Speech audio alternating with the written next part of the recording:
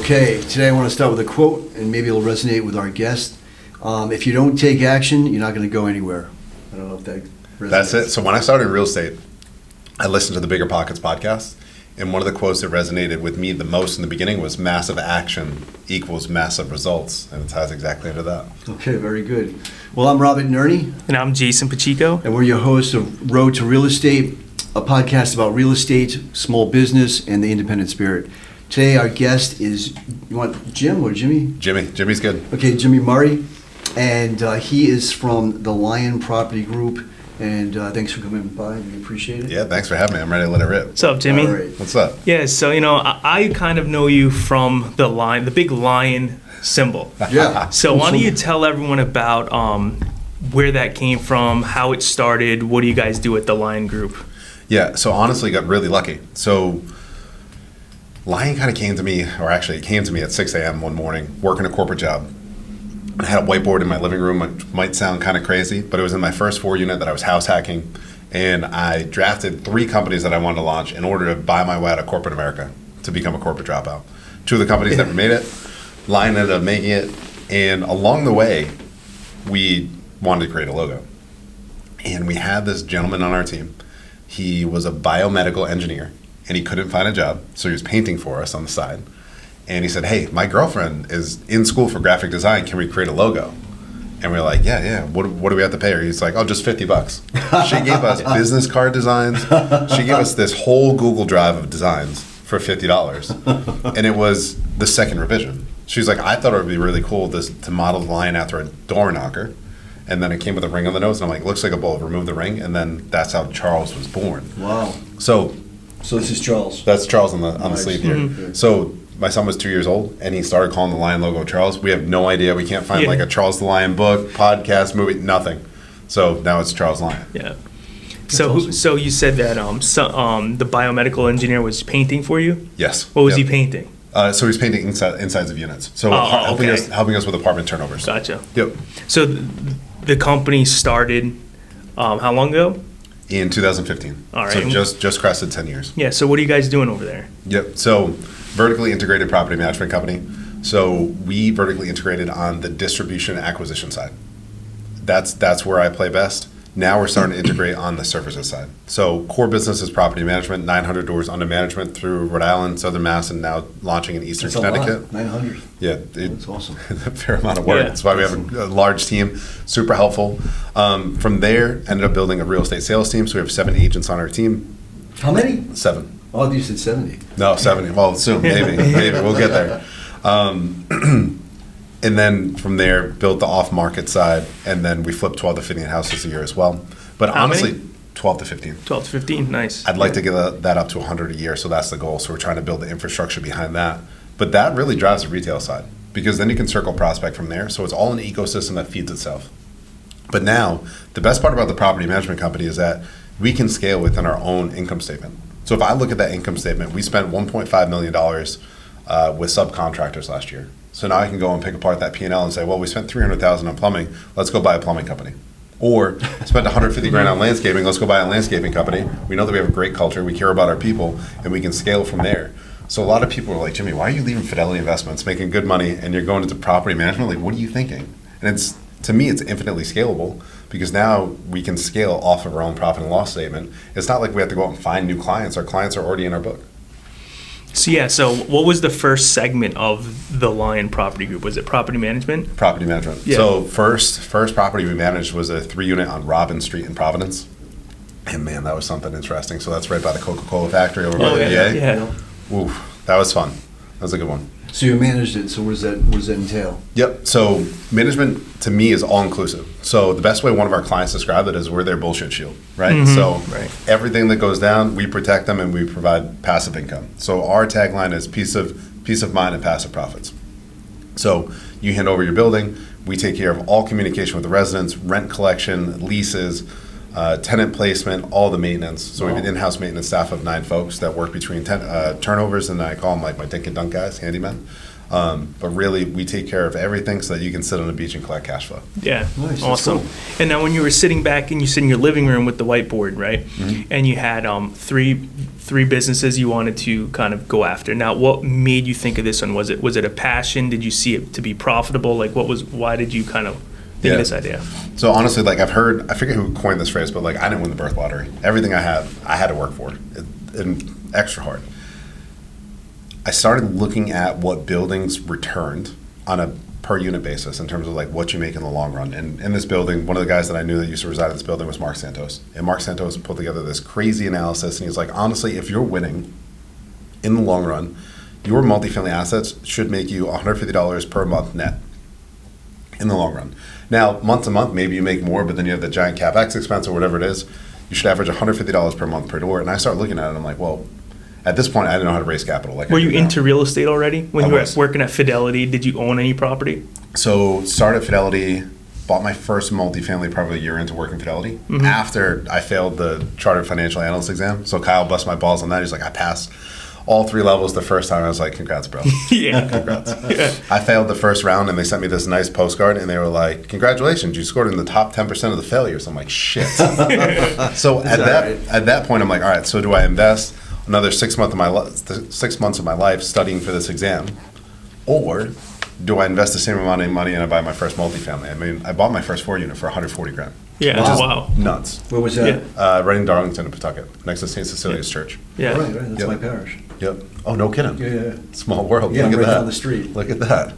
Good stuff. Yeah, my son basically, he said, we were in Burrville, and he's like, Dad, you gotta buy something. You gotta buy a 2-family or something. So we went in on the 2-family, which is right off the Newport Ave. I love it. Yeah, I'm from Cranston originally, so it's hard to to admit that I live in Pawtucket. It's all good. No, Darlington's nice. No. Plus, access to Slater Park. Whole bunch of good stuff over Yeah. there. No, all right. So, how is your company unique, and what does it offer that helps to build the housing market? I think our biggest. You sound unique. Okay, I'm just telling you something. No, you're I'm good. sure your company's unique. Yeah, no, I think the most unique component is that we invest together, right? So you got to think like lions hunt and prides. So we all hunt together. So like yesterday, I closed out a deal. We bought a 2-family on Park Street in Pawtucket, and we have a program called the Lion Share. So what we do is we essentially crowdfund. So I have a partnership agreement of I find the deal, I'm going to manage the GC component, I'm going to list it on the backside, and then the team comes in as a passive investor. Where the minimum on the team, you got to invest a minimum of $2,500, but we raised $80,000 and for the down payment, monthly holding costs on that property, and then we just sold it yesterday. And Wow. the team should make somewhere between a 30 to 35% profit on an annual basis in 6 months. Okay, and they just reinvest, or they take Yep. from it, or no? They can reinvest, but I will tell you, as we put that under contract to sell, they're like, all right, where's the next one? So we don't have one right now. So that was part of my post yesterday on Facebook. I'm like, all right, who's got the next one? But the other thing that we're looking at is like, I love teaching entrepreneurial skills. So the skill sets that I'm teaching my team day in and day out, I want to be able them to take those skills and grow whatever they want. What's up, everyone? So when I'm not podcasting, I'm in real estate. I'm helping people buy homes. And when people buy homes, they got to get a home inspection. So I have someone I like and trust and use and refer to my clients. That's House Doctor Home Inspections. You can find them pretty much anywhere. They cover Connecticut, Mass, and Rhode Island. You can give them a call. Mike will always answer the phone. It's 401-597-0050. That's House Doctor Home Inspections. You can find them on Instagram, Facebook, website, whatever it is. Thanks, Mike, over at House Doctor Home Inspections. Back to the show. Right? Is Whether that it be is another business. it formal? Or you actually, they come in, then you teach them, or is it? I would say it's all live. Like, and honestly, it comes up a lot on our daily sales call. So daily sales call every day from 8 to 8:30 in the morning. We start with gratitude. That's the biggest thing. From there, one person on the team will give a rant, right? Talk about something they're thinking about, talk about something they're struggling with, and then we end with howl. So everyone weighs in on gratitude and howl is help, opportunity, win, or learn, right? You got to share something, but it gets everybody involved. But my goal is to build leaders. I don't want followers. I don't want yes men. I want people who are going to call me out. I want people who are going to ask good questions, and then we're all going to grow together. And like we brought in a couple of young gentlemen here recently, and it's amazing. These young guys really they've been challenging me.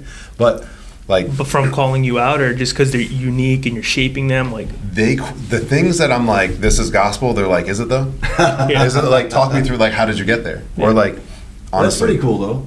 My team teases me because I love numbers, right? Like reading an income statement is like a book to me. So they're like, how do you see these things? Or we're looking at dashboards within our operating system.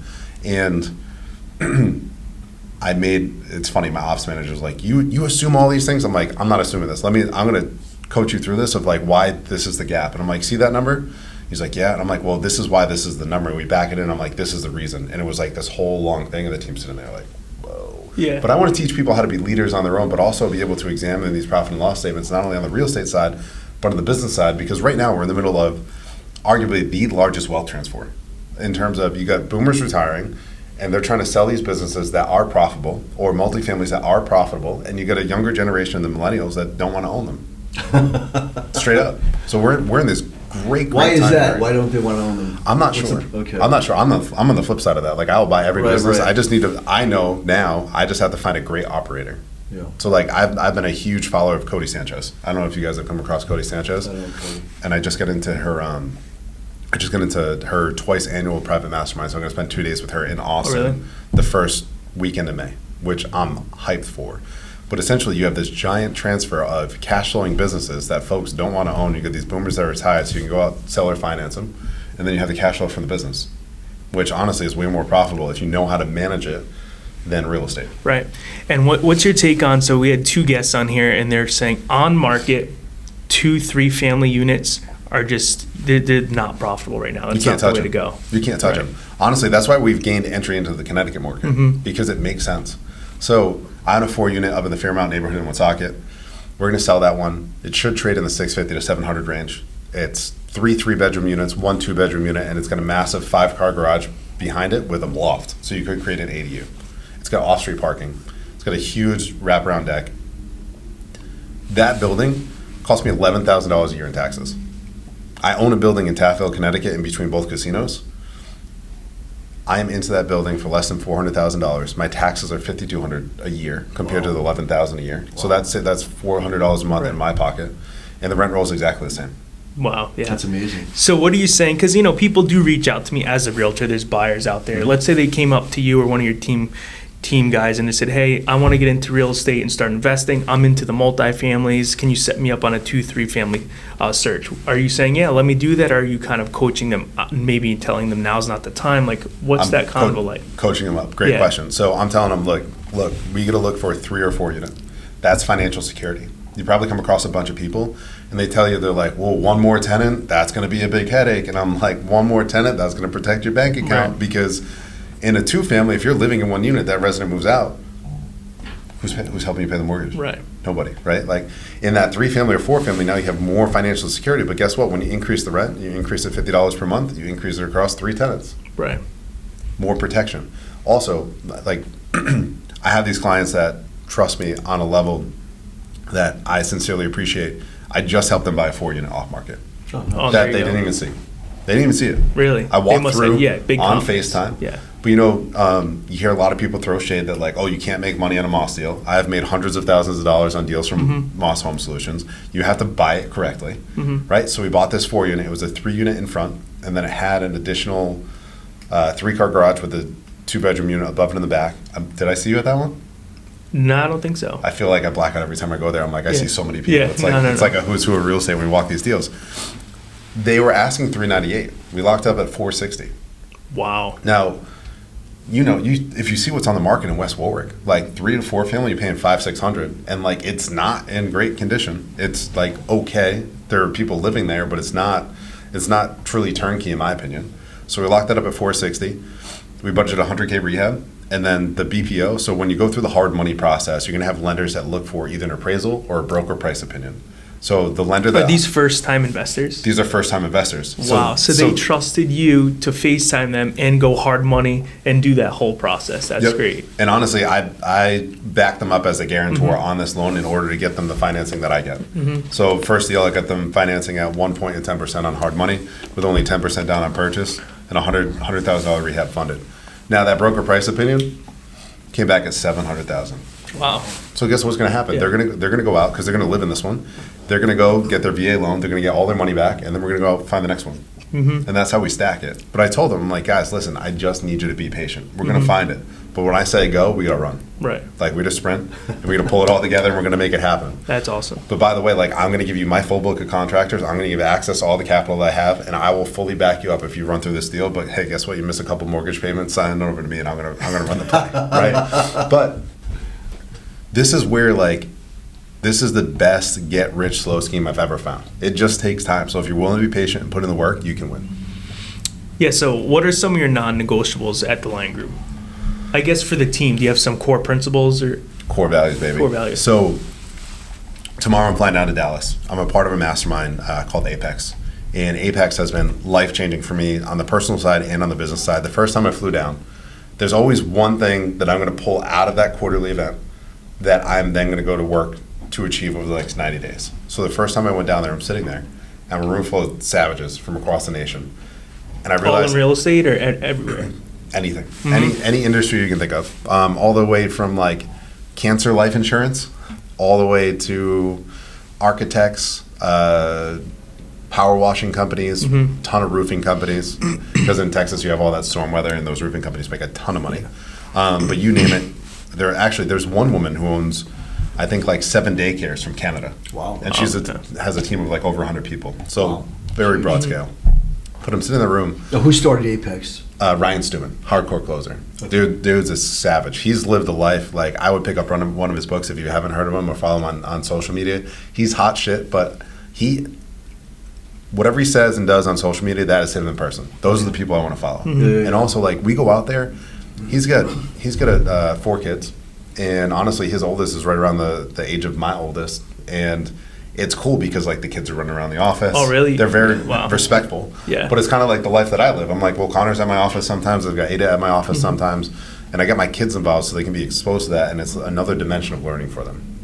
But I'm sitting in that first quarterly, and I realize, I'm like, holy shit. So I'm 8 years in business. I don't have core values. And honestly, when I instituted core values, so now we run the entrepreneurial operating system, which requires core values, which is another takeaway from Apex. And you hire, fire, and promote based on those core values. So now when we're in a quarterly review with the team, we're literally going back to core values of like, hey, listen, these are the actions that we're taking and they don't align with what we're looking for. Core values, acronym PRIDE. Personal excellence, 1% better every day. Respect, we treat the janitor the same as the CEO. Integrity, we do the right thing when no one's looking. Dependability, you can count on us like you can count on the sun rising. And execution, ideas are shit, execution is the game. And that's awesome, yeah. The biggest thing for me is like, as a leader, I have to live that. My team will tell you. They keep a poster in the office. The first time we rolled out core values, I totally screwed it up. And I thought it would be cool to make the core values Pride Rock. I couldn't remember all of them. I'm like, how's the team going to remember all of them? And then I was sitting in the sauna before the gym one day, and I'm like, I got it. Because like what we had for Pride wasn't what we have for Pride now. And now it's in full alignment all the way down to like, I would tell you like our unskilled labor on our turnover team, the guys who are like just getting started, trying to learn all the skills, they know the core values. So if you walk up to one of those guys, actually you see one of the trucks on the road, I guarantee you the team can tell you what the core values are. Because we live by those every single day. That's it. Yeah, it's a lot of foundational like ground building. That's interesting, you know. And okay, so I know you're big into teamwork, and how important is networking in your field? It must be like huge. Absolutely, yeah. Huge. I would say it's huge, but also like you got to live by what you say, right? Don't show up to a networking event and talk a bunch of shit. Like build genuine relationships. Also, like don't try to sell people off the rip. Don't go out to a networking event and be like, I need to lock you up as a client. Like build a genuine relationship. Right. And honestly, like follow up to that. Steal this question from you if you're thinking about it. People are like, well, how do I do that? Give them a follow on social media. Like nobody looks at resumes anymore, straight up. Right. Resumes are a thing of the past. Your social media is your resume. And that's where you build know, like, and trust. I will tell you from the play that we run, that actually I learned from Apex, my DMs are full. Honestly, people reaching out every day. What's going on, everyone? So you already know, right? If I'm not podcasting, I'm in real estate, and I need someone to help my clients get a mortgage, get a house, right? And I got John Dolbeck. He's crushing it. He's got a team called a Modern Team over at Primary Residential Mortgage. If you want to get pre-approved and buy your first home, reach out to John Dolbeck and his team. Call or text. It's 401-321-4401. That's 401-321-4401. Back to the show.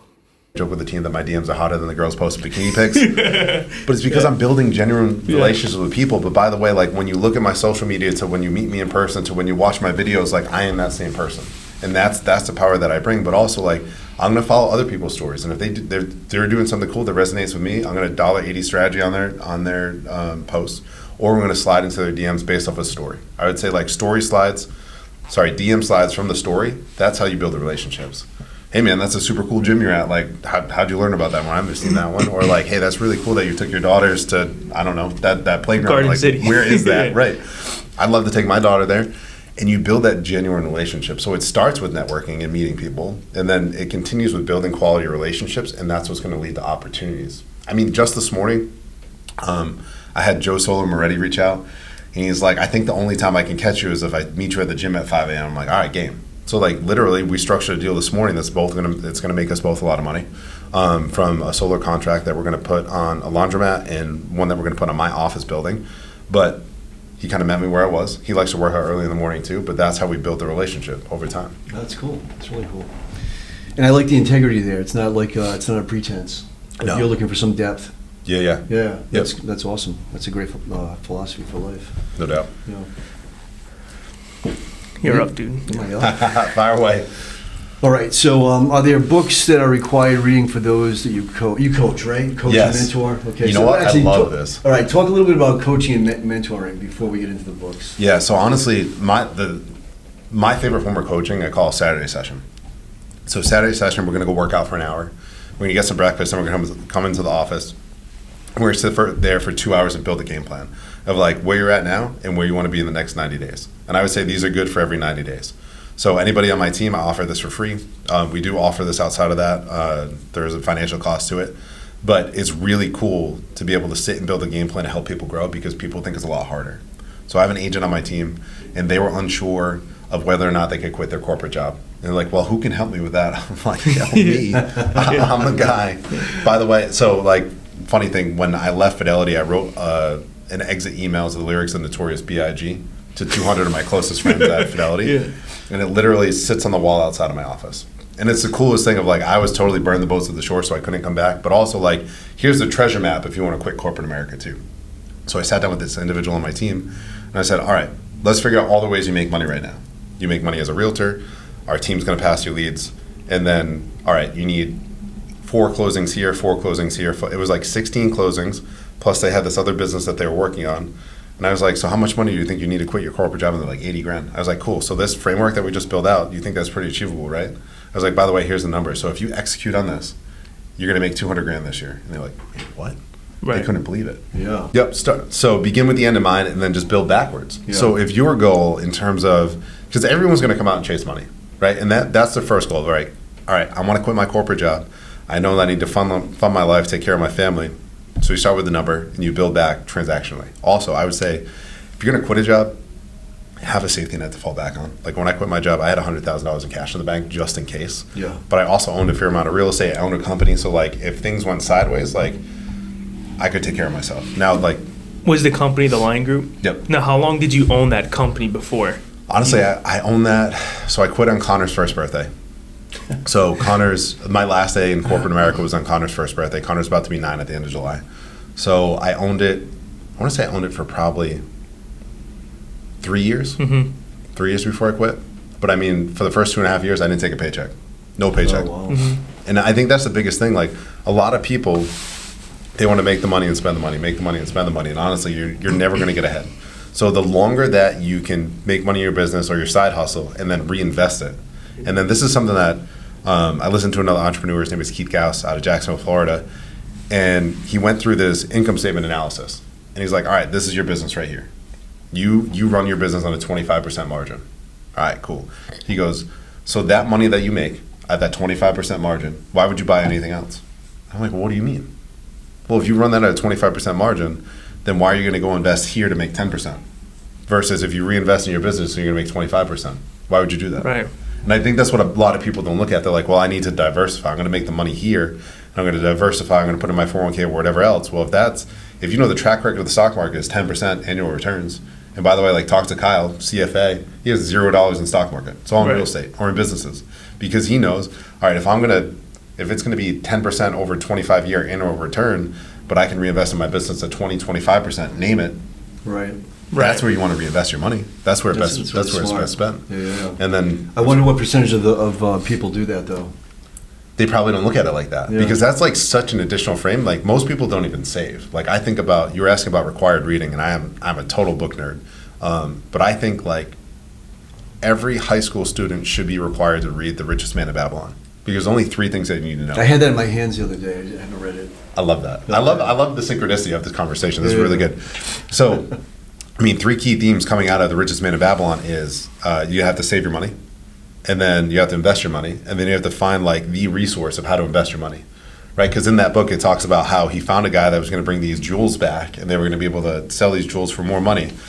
But the guy had no idea about jewels. He wasn't a jeweler. He was like a plumber or something. I forget what it was, but it was kind of comical. And that's exactly what it is. So once you start saving your money, then you can start investing, and then you got to find the resource to invest. And most of that time is if you have a successful business, you're best off reinvesting in that business to really get a push on your money. Yeah, that's cool. That's really cool. So, Actually, let's go back though. Yeah. So books, give me 3. Books. Another entrepreneur that I like. I'm gonna sidestep this one a little bit, and then we'll go into the books. I love Andy Frisella. Andy Frisella used to have a podcast called the MFCEO Project. He's actually bringing it back over the course of the next month.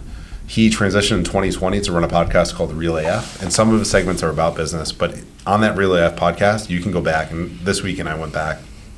I was listening to episode 107. But there were a number of older episodes, and I think that those podcast episodes are better than a master's degree in business, to be completely transparent. They are so good. It's real stuff in terms of what you need to be successful. Andy's company, First Form, I got to go down there for their Summer Smash event every year. They, I think they only allowed 250 to 300 people to come. So like when you get a ticket, it's literally a golden ticket, like you're going to Willy Wonka's chocolate factory. It's gangster. I always wanted one of those. It's cool. I have it on my gratitude wall in my office.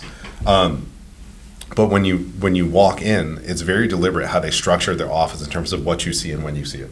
So as you're walking in, it preps their team for the entire day because they tell their team on their first day the whole That's story. so deliberate. That's crazy. Incredibly deliberate. But like the last thing before you enter the office, they have a library. And in that library, there are 10 books. So if you want to become a leader in that organization, you are required to read each of those 10 books and write a 3-page paper on what you learned and hand it to your immediate supervisor. Oh, I love that. And then that's what's going to allow you to grow in the organization. So our team is working on developing that. I'll be your librarian. I'll be like, no, you can't touch that one. Honestly, so like if I had to think of like top 3 books, one of the top books that I think about is Patrick Bet-David, Your Next 5 Moves. Okay. I have that on my Kindle. Yep. So that one's really, really good. I have 473 books on my Kindle, so I'll get to it. I love it. The other one that I really like is 48 Laws of Power by Robert Greene. That's almost like the book that you don't talk about.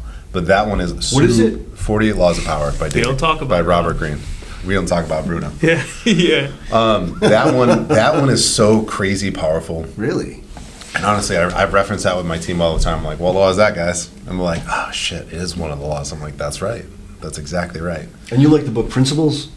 So I do like Principle by Ray Dalio. Yeah. That one's a really good one. Okay. That one, most people are probably going to sleep through. Okay. But like the whole ideology of radical accountability, that is critical to success in my opinion. Radical anything. That's interesting. Radical faith. We should be radical. Yep. What Agreed. else is there? Yeah, you know what? Our culture is like, told us that like these radical things are not good. Yeah, it's interesting. And I was watching a podcast you were on last night to get some context for today. And you talked about how our culture is soft, but you said that's for another time. So what's the reference there? So our culture is soft in what ways? Yeah, I think that people are always seeking the easy way out. They want to be allowed to play the victim rather than actually putting in the work. Like, not to go deep on faith, but if we go deep in faith, like, it's all about surrendering and offering up to God. Like, we're going to go through trials and tribulations, and that's what's going to mold us to hopefully gain entry into His kingdom. Right. No, absolutely. That's the thing, though. We have to embrace the suffering. That's it. So I think a lot of us are fearful of that because suffering is real. You know what I mean? And you're like, I don't really want that. It doesn't feel good. So like, theme for me. So every year I have a theme that I write on my whiteboard. Right. So it used to be in my bedroom when I was living in an apartment, and now it's on my whiteboard. Every time I sit down, I see it when I'm sitting at my desk in my office. But honestly, the year that I made the biggest shift in terms of becoming who I am now, on my whiteboard I had embrace pain, because for a while I was going through some hard personal stuff and I was running away from the pain. We're trying to ease the pain. And it wasn't until that I embraced the pain, I started to becoming the individual that I am. So, and the phrase that I use with my team all the time is now I can become a shepherd of the Lord, so I can lead the people that He sends to me. That's awesome. What does your typical day look like, Jimmy? So I wake up at 4:30. Honestly, so I've given up. I used to Alarm? Does the alarm wake you up, or is your body? Honestly, most of the time I'm up around like 4:50 and 4:20. Yeah. But I'll roll around. 4:30. First thing that I do is I give gratitude. So I'd like to say it out loud, but I think Katie would kill me. So I say it in my head. Yeah. I'll lay in bed for 5 minutes and I'll say gratitude.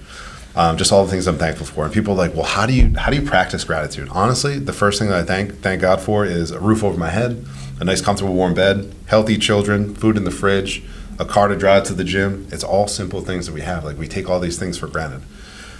From there, I'm going to get ready. I don't take pre-workout. I actually have electrolytes. I've been following this guy, Dr. James, on Instagram. All the stuff that he says totally works. My feet are in the gym, typically at the gym by 4:52, 4:53. Class starts at 5, and then just getting a killer workout at the CrossFit gym. If I'm tired, I'll go to a regular gym. From there, get back home.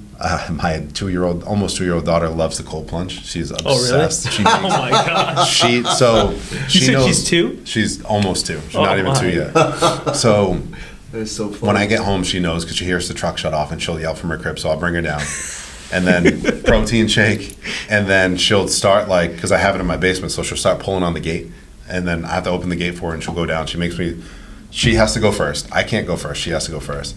And she'll make me pull up her pajama pants and she dips her toes in. And then, That's awesome, and then she'll go, man. woo. And then she that. puts them back in. Yeah. And she'll do it 3 times. And then she'll tell me it's my turn. Yeah. And then I love go that. in. What's going on, everyone? So when I'm not podcasting, I'm in real estate, and there's a lot of times where I need to, refer out an excavator, someone to do clean outs, gravel, grading, digging, stuff like that, junk removal. So if any of you ever need any of that type of work taken care of, reach out to Tom at Legacy Excavating at 401-227-5399.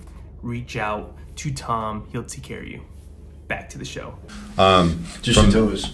No, up to the beard. Honestly, the activation of the vagus nerve is incredible. Really? Absolutely incredible. So the level of being awake is wild. Also, I know a lot of guys out there. It's funny. A lot of guys are now on all the testosterone replacement, but great way of increasing testosterone naturally is being in cold water. Really? Huge testosterone boost. I could use that. Yeah. No, but honestly, and that's another big thing. If you want to be successful in business, you have to take care of yourself. If you're not taking care of yourself, it's way more challenging. Way more challenging. I've lived both ways, and the way that I live now in terms of being able to take care of myself and, monitoring what I put into my body and getting proper amounts of sleep and getting in the gym actively, it's made everything else in my life way easier. Way easier compared to the way that I used to live, which it made things way more challenging, less mental clarity. Do you wake up with a clear mind? Yes. Yep. You see, I think it's a caffeine thing, or I have too much caffeine. I wake up with a good sleepy brain for a good 2 hours. And I'm just trying to wake up. Honestly, so gym, endorphin pop, even days I'm tired, I'll do push-ups in the kitchen. I know this sounds funny, but Dips on the counter. yeah, but honestly, just enough push-ups to just get that good chemical pop. And then honestly, water helps out tremendously. I am coffee obsessed as well. Almost to a fault. I'm probably going to go to, what's the good one right around the corner from here? Oh, yeah. You know Flindati? Yeah, Flindati. I'm definitely hitting that place on the way out. I feel like they pump extra caffeine in that coffee. I don't know what they put in the Flindati coffee. What's it called? Fundati. Okay. Fundati. They have really good breakfast they sandwiches too. My broker makes fun of me. He's like, "Fat kids eat breakfast sandwiches." I'm like, "Well, dude, I'm gonna keep eating breakfast sandwiches. They're pretty damn good." But yeah, Fundati coffee. Honestly, restful sleep. I went through a number of different phases and trying to figure out how to sleep because as an entrepreneur, my brain doesn't shut off. I'm always thinking about what's the next thing. Magnesium is a game changer. Yeah. To help you fall asleep or stay asleep? Both. Both, yeah. Both. But also routine. We still have caveman brain, right? Our brain is very easily programmed. So it may take us some time to program it, but my body knows, when I'm ready to go to bed, I'm going to take a scoop of magnesium and water. I'm going to go lay in bed, and I'll start watching the same TV show over and over and over. Do you really watch the same episodes? Typically Criminal Minds. Yeah. Or Peaky Blinders. Yeah. And then within 20 minutes, I'll be asleep. Mm-hmm. And then I'll sleep typically till about 4 a.m. And then I start wrestling around at 4 a.m. What But time? honestly- What's bedtime? 8:30. 8:30. My problem Which is people think it's crazy. my wife goes to bed at 8:30, and then I kind of hang out, and then I'm I read a book and I bring the book to bed and it's 11:30 and I'm trying to get up for 3:30 to work out at the gym. So You got to figure out what works for you. I know like the amount of nothing. I'm 62. Nothing. I think it's all about structuring circadian rhythm as well. Yeah, so I'm yeah. working with an entrepreneur, and like his schedule was all over the place. And I was trying to explain to him, I'm like, you have to program your body. Like my team thinks it's funny. I'm like the king of the Irish exit. So if we're at an event, they're like, well, what door is he going to leave out of? He's going to sneak out of the back door. But like 8 o'clock rolls around, and I'm like, I got to find my bed so I can get home, start my bedtime routine, so my circadian rhythm stays in place. Because honestly, if your bedtime consistently changes, and I may sound like an old dude now, but if you keep it very, very similar in terms of like when you go to bed and when you wake up, when you go to bed, like your body knows. It's very, very easy to program your body. It just takes time to do it. Yeah, so getting back, I guess, to your daily schedule, you're at the gym, you come home, do the cold plunge. 8 o'clock in the office, 8 to 8:30, I'm on my sales call. 9:30, I meet with my executive assistant, so I'll sit with her from 9:30 to 10, and then really from there it's off to the races. It depends on what I have going on. I typically try to get home around 4:30, and then eat dinner till 5:30, then I'm back on the road or back at the office. Wow. Till what Yeah. time? Till like 7:30? It all depends on what I have going on, but 7:30, 8 o'clock, Yeah, Wow. that's great. That's 5 days a week, 6 days a week. 6 days a week. It's crazy. Sunday's the only day that I rest. That's good. Yeah, It's a good try rest day. to. Try to. Yeah. I mean, being at home with 3 kids, getting all the laundry done, trying to get everything done, it's, you guys know I'm preaching Yeah. to the choir on this one. So what's the current biggest challenge you're facing right now? I guess business-wise. Honestly, biggest challenge is it's really trying to automate the sales process, right? So we have really good lead flow, and it comes through multiple different channels, but I'm not going to be able to scale that until I'm able to automate it at a higher level. And what are those channels? So I love search engine optimization. That's how we built the management company. Actually, we started on Thumbtack. We used to receive Thumbtack leads, and I would close the leads from Thumbtack. Thumbtack like changed the algorithm. But the number one lead source for the management company is going to be SEO. Second best lead source is referrals, just getting out belly to people and trying to close deals. From there, we have some other pay-per-lead sources at both the management company and from off-market. Off-market, we send out postcards and mailers. Honestly, we trap on the checks. So we send out a check like, we can buy your house for this number. And then they'll call and they're like, can you really buy it for that number? I'm like, well, if it's in perfect condition. And they're like, all right, well, why don't you come out? And then you can negotiate backwards from that number. It's not like hard set. So that one just traps. But what I need to do is now I need to be able to scale. So one of the biggest things, I'm working on finalizing this over the next 2 weeks, but what people sleep on with the management company, again, like going back to the fidelity, like leaving, like, why are you doing this? We have the most amount of free data in real estate ever. So on every single rental application, so we receive 1,600 rental applications a year. We converted 127 of those last year. So we had 1,596 applications come in. On every single application, have you thought about buying a house and what's holding you back? So now when we call them back, it's a warm conversation. Right. Then we have a resident benefits program. So out of our 900 residents, 500 of them have a resident benefits package. There's a multitude of things in there, but one of them is home buying assistance. So we realized if we placed 127 residents last year, that means we had 127 people move out, and 30 to 35% of them are buying a house. So think about if I can convert 30 cents. Yeah, I guess to highlight that. So out of all the tenants that you place and they're moving out, what's the percentage kind of that end up buying? Is it like around 35%? Yeah, wow. So then That's high. so let's go back to rental applications. So on rental applications, the other thing we get are landlord references. So like now we have another automated follow-up flow in terms of landlords. Like, hey, listen, and we're calling. It's a warm. It's not like, can I buy your house for 30 cents on the dollar? It's Right. like, hey, I'm actually following up. Your name was on a rental application we received, and now they're like, it was. Right. But now you have the buy-in, so now you can go a little bit deeper. So worst case, we add them to our buyers list. Best case, we're out belly to belly, and can we buy your house or can we manage it? Right. That's crazy. And now it's building a sales team around that and around that lead flow. We're not paying for leads from Zillow. These are literally people coming to us and they're already familiar with the brand, so it's an easier close. It's like there's a ranch house with just one level, and you're talking like a castle with all of these different levels and they're interconnected. It's like for me, it's like daunting, because I'm very simplistic. Mhm. But the way you speak, I'm like, it's amazing, because it's so integrated. I love integration, but I don't know how to do it. I'm still working on it. We're figuring it out. But we've got the people in place, and now my biggest thing was always finding the right operations person to run the business, and I have found that over the last 6 months. We found a killer executive recruiter. I think that if anyone gets stuck, like Indeed Indeed costs a ton of money, but finding the right people can be very challenging. If you can find the right recruiting agency, they are worth their weight in gold. So now that we have the right operations team in place, now I can go out and build these larger scale projects to really start pushing this thing. So I'd say that's the biggest challenge right now, just refining the process and making sure we've got the right bodies aligned against where the leads are coming in. Yeah. That's amazing. Jimmy, give me 3 things that motivate you. So really core motivational things. I think, so I'm going to break it down to 2. So I think it's legacy and purpose. So legacy in terms of my kids, like on a religious level, the fastest way to earn entry to heaven is helping your kids get there, right? So I've got to be a great leader there and build that legacy and help guide them that way. So that's number 1. Number 2 is purpose. So I have a mentor, and he was sharing. He's like, listen, people who are purpose driven tell you like you can't be money driven, but the truth is you have to be money driven in order to become purpose driven. Because if you're purpose driven, you ain't got no money, it becomes way more challenging, right? But if you got money, now you can. But where people get stuck is they get stuck in the trap of I want to make more, I want to make more, I want to make more. So like one of my goals last year, I want to donate $24,000 of whatever I made to charities of my choice. So I actually donated $26,000 personally to multiple charities, and then I also raised an additional $25,000 for Run to Home Base. So that's a cause that I hold close to my heart. I come from a military family. I have 3 cousins that fought multiple tours overseas. Both grandfathers fought overseas. And just the struggle that those guys have transitioning back home, like that hits close to home for me. So that's one of the main purposes that I get behind, and then my faith as well. So legacy and purpose are going to be the 2 major drivers. That's awesome. And where do you see yourself in let's say 20 years? I love that. So 20 years. I can answer that. Pine box. No, you don't know. I mean, it's crazy the things that they come out with, and we might be living for 200 years. You never know, right? I hope not.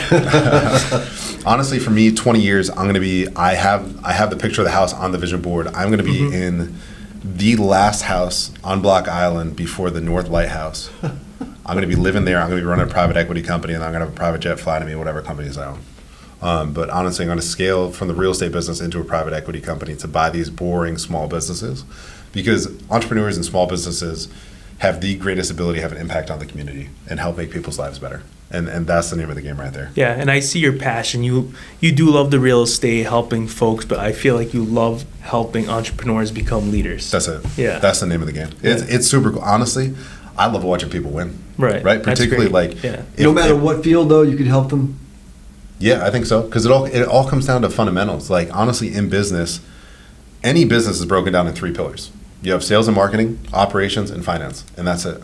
And honestly, I think it becomes, as long as you have the entrepreneurial foundation, and then I think it comes down to podcasts and books and YouTube in terms of building that foundation, and then just real world experience of like, I've done this, I've built a team, I've failed in business, and I've had success in business, and just actually doing the things. But I think it's better when someone brings me into an industry to coach them and that I know nothing about. I think it's actually way easier. Way easier, because I'm not going to have blinders on. Right. Like if I sit down with you in real estate, there may be some things that I'm jaded about that actually work, but it didn't work for me. So I think it's actually easier when someone comes in with a business and I sit down with them, if I don't have blinders on about the business, I'm going to ask more questions and be able to go a little bit deeper to build that game plan for them. Have you got to have that experience? Yeah, someone approached you with a business and they were struggling. They're like, Jimmy, and you consulted? Yep. You loved it, huh? even last Saturday, Yeah. like had a gentleman come into my office and we sat down, we built the game plan.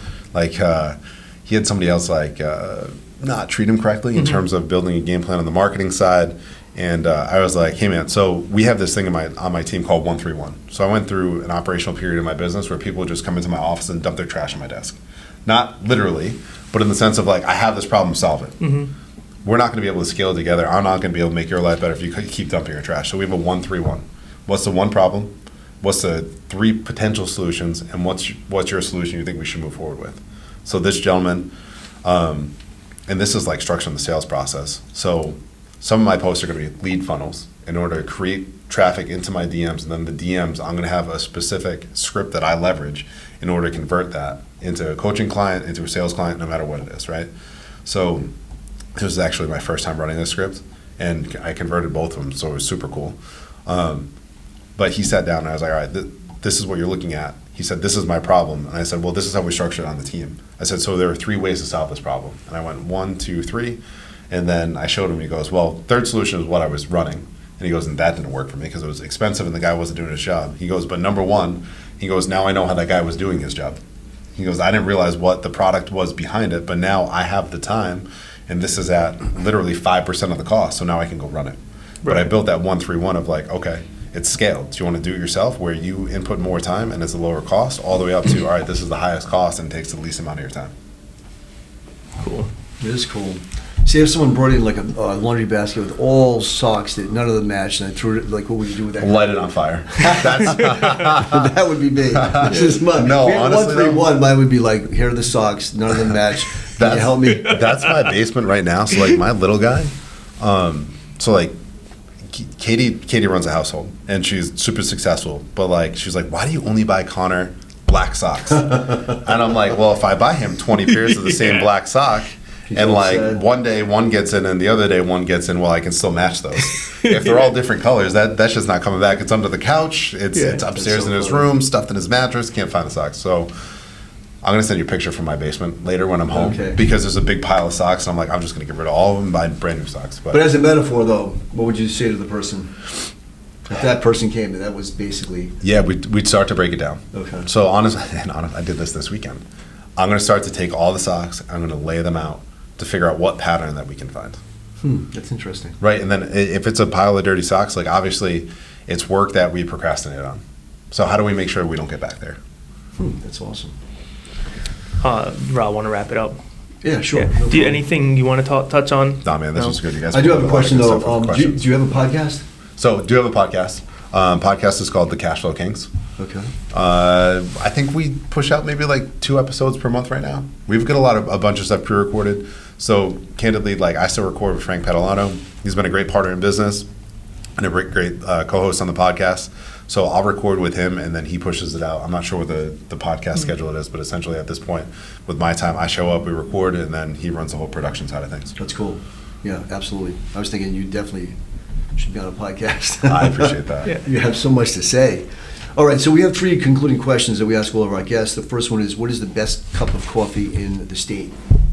Oh, yes, that's easy. So it's Providence Bagel Company, and it's their, it's their cold brew, 100%. Providence Bagel Company cold brew. That is the best cold brew I've ever had, no doubter. All right, what you about, guys hit me with a layup. That was easy. Wait, have you had the? I know my son. He loves cold brew on Broadway. Oh, Nitro Cart. Yeah. See the nitro stuff. I feel like I did a bump of cocaine when I have the nitro stuff. Like I can't. I'm just like, it's like Guinness. Yeah. All right. I'm gonna add one. Usually we go to the. Well, what's your favorite restaurant in Rhode Island? Restaurant. So my favorite restaurant in terms of like where we go all the time is Capriccio, but my all-time favorite restaurant is Camille's. Oh, really? Nice. Yeah. That's nice. And what's your favorite workout in the gym? Favorite workout in the gym? Squat day. I love the back squat right Really? now. Only because I can squat over 400 pounds. So like that's been a lot of fun. But I've had to like reframe in my own mind. Because so if we have a fix and a growth mindset, if I truly live by a growth mindset, what's the stuff that I suck at that I need to work on? So right now I'm working on double unders and handstand push-ups. My handstand push-ups are okay. So, yeah. And finally, if you had, this is a hypothetical for a lot of people like yourself, if you had a Saturday that was free and clear, how would you spend it? Yeah, honestly, I would start in the gym and then start with a Saturday session helping somebody. From there, like I love baseball. I used to play a ton of baseball growing up, and honestly, like if I could just have a good round of like playing some catch, and then dinner with family, like just going. Where'd you go to high school? Went to Smithfield High School. Okay, you play ball? Yep. Okay, and then where'd you go to college? Went to CCRI. Okay. Kind of fell off track after Smithfield High School. Got involved in the wrong crowd. Did some bad stuff. Right. So when I walked out of high school, actually, I grabbed the starting catcher role on an amateur league baseball team. Okay. But I didn't. I wish I had stuck with it longer. But man, I love playing some baseball. I used to play 100 games a summer. You should put together some sort of real estate softball like event. That'd be cool. Yeah. We were talking about a wiffle ball tournament Yeah. for our that's the internal best. team. That'd be cool. Yeah, That'd be it's a lot of cool. fun. I was in one time in Providence, indoor. It was awesome. All All right. right, Jimmy. Thanks for coming on, man. Thanks Nice for talking having to Thank you. you very much. Good stuff. All right.